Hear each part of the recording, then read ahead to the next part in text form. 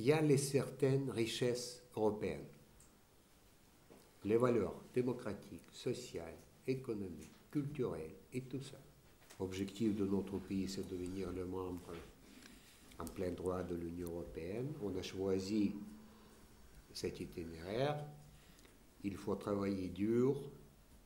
Il faut faire tout le nécessaire pour que vraiment l'économie soit à un niveau nécessaire, pour que les changements politiques soient à un niveau nécessaire, pour que ça soit une société démocratique, et après ça, vous serez en Europe. Mais aujourd'hui, vous ne pouvez pas aller en Europe librement. Ben, il faut attendre. L'Ukraine a déjà 18 ans de l'indépendance. Donc, les gens qui sont nés avec l'indépendance ou après l'indépendance, c'est très difficile de les faire comprendre que les valeurs démocratiques, pour le moment, ce n'est pas pour tout le monde. Qu'il y a les choses qui existent, il y a le Louvre qui se trouve à Paris, mais ce n'est pas très facile d'y aller, parce qu'il faut avoir le visa. À partir du 1er mai de 2005, il n'y a plus de visa pour les citoyens des pays membres de l'Union européenne pour entrer en Ukraine. Il n'y a pas de visa. Et comment expliquer aux Ukrainiens que pour eux, pour les Européens bien civilisés, vivant dans la société démocratique, il n'y a pas de visa, et pour vous, il faut avoir le visa. Quelle est notre situation? Les Ukrainiens qui voulaient partir, ils sont partis vers la fin des années 90. Ils sont partis en Italie, ils sont partis en Espagne, ils sont partis au Portugal, où il y avait du travail. De moitié de 90, il y a un phénomène qu'on a remarqué chez nous à l'Ukraine, qu'il y a beaucoup d'étrangers qui viennent en Ukraine non pour rester en Ukraine, sur le territoire national, mais pour passer à l'Ouest. Ce sont les gens des anciennes républiques soviétiques, mais ils ne sont pas très nombreux. Mais c'est plutôt les gens de l'Inde, de Bangladesh, de Vietnam, de Chine. Mais ce sont les clandestins, ce sont les migrants irréguliers. C'est très difficile de négocier les accords de réadmission avec les pays d'où viennent ces gens-là. Les pays ne veulent pas être responsables. Parce que l'accord de réadmission, il prévoit que ça serait fait aux frais du pays dont l'originaire sont ces gens-là, etc., etc. Donc vous voyez que de ce parti-là d'où ils viennent, il n'y a pas...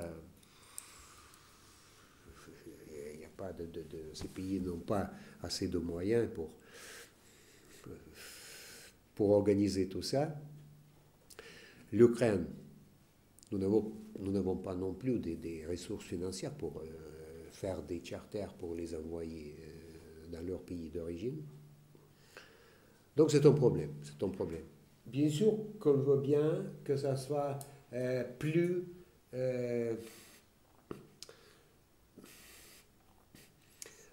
qu'on a de l'aide de l'Union européenne pour tout ce qu'on fait en gardant bien la frontière occidentale de l'Ukraine. Si vous voulez, parce que, comme je vous ai dit, les gens qui sont là, qui sont venus chez nous, qui sont restés sur le territoire ukrainien, on ne sait pas ce qu'on va faire avec. On ne sait pas. Ils ne peuvent pas revenir, ils ne veulent pas revenir, on ne peut pas les envoyer, on n'a pas de moyens pour ça, et les pays de leur origine ne veulent pas les reprendre. Donc ça c'est un problème, c'est un problème. Mais on les a stoppés sur notre territoire. Si on ne les aurait pas stoppés, ils passeraient plus à l'ouest. Donc il faut travailler ensemble. Il faut travailler ensemble parce qu'il y a les intérêts communs. Mais je tiens à souligner que cette migration à travers l'Ukraine, c'est un problème pour nous. Pour le moment, on n'a pas moyen de lutter contre ce phénomène.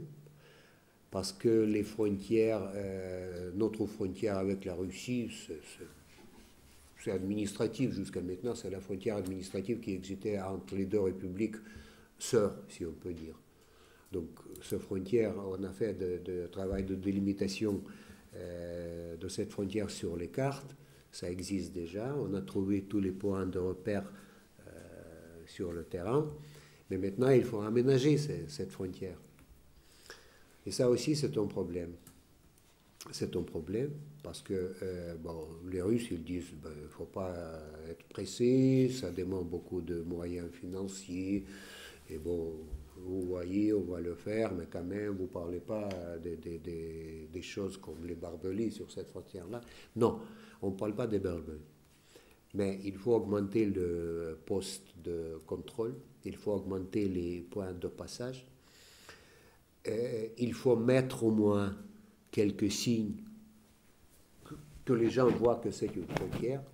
Parce qu'il y avait les gardes frontières qui m'ont raconté qu'il y a beaucoup de gens qui sont détenus sur le territoire de l'Ukraine. Et on leur dit, vous êtes clandestins sur notre territoire, vous avez violé la frontière. Ils ont dit, mais on n'a pas vu que c'est la frontière. Parce qu'il n'y a rien là-bas. Et bien sûr, dans ce cas-là, aussi, l'Union européenne a son mot à dire et a son apport à faire. Disons, pour l'installation je sais pas quoi, des instruments nécessaires, des installations nécessaires, techniques sur la frontière entre la Russie et l'Ukraine. Une autre histoire pour nos frontières de l'Ouest. De notre côté, après la chute du mur de Berlin, vous savez qu'il y avait beaucoup de changements. On a allégé cette frontière. Les secteurs où il y avait des installations spéciales, appelons-les comme ça, comme des chaînes de passage avec la terre labourée ou des barbelés ou quelque chose comme ça. On a enlevé tout ça.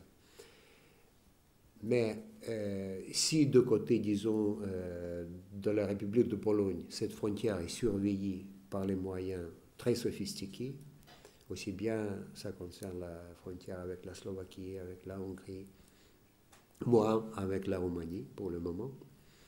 De notre côté, il n'y a rien. On veut bien aménager aussi la frontière de notre côté. Même que le flux des pays, disons, des pays de l'Ouest, c'est très rare qu'il y a les gens qui veulent passer. Ça, je dirais que c'est ça, les gens qui se sont perdus dans la forêt ou dans les champs ou quelque chose comme ça. C'est plutôt du côté de l'Ukraine que les gens veulent passer là-bas. Il ne faut pas oublier que, c'est mon opinion personnelle, mais je crois que tout est organisé. Et les Chinois qui partent de la Chine, ils savent très bien qui les accueille, qui les amène où, qui les amène plus loin. On lutte contre ces gens-là, contre ces filières sur le territoire ukrainien. Mais il faut que cette lutte continue à l'Est, aussi bien à l'Ouest. Je vous disais de ces Ukrainiens qui veulent passer en Grande-Bretagne. Ils se présentent non avec les passeports ukrainiens, parce qu'ils savent que ça n'ira pas. Ils se présentent avec les passeports polonais, tchèques, lituaniens. Ils les achètent. Où ils les achètent? Ils les achètent en Pologne, en République tchèque, en Lituanie. Il y a quelqu'un qui... Mais c'est maintenant, ce sont les pays membres de l'Union européenne. Donc maintenant, c'est le problème de l'Union européenne. Seulement, on peut lutter contre ce phénomène.